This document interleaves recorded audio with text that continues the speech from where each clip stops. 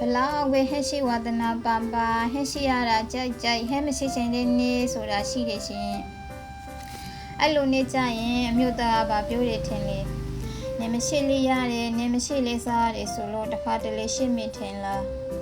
ဆိုင်ရဝေလာတာပဲစားပါတယ်အဲ့တော့ဆိုင်ဟဲ့မကြိုက်တယ်ကျမကနေ့တိုင်းလိုချစ်ပါတယ်ဖိတ်စာနေတာနဲ့ရှင်းနေတာကိုအကုန်လုံးမရိုက်ဖြစ်လိုက်တော့ဘူးရှင်ဒါကတော့ဟင်းရှိဖို့ပြင်းနေတဲ့ဂျာကဆုရည်စေတနာပါ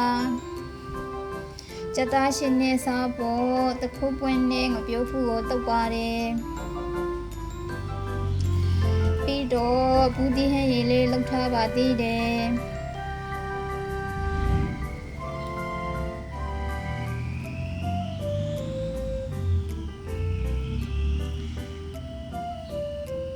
မပြောဘူးကအရေးကိုဆင်အောင်ညှင်မစားလို့ကောင်းပါတယ်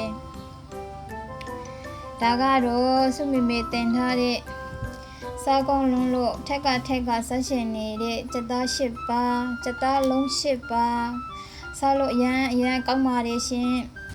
အားလုံးကျမ်းမာပြည့်ရှင်ကြပါစေ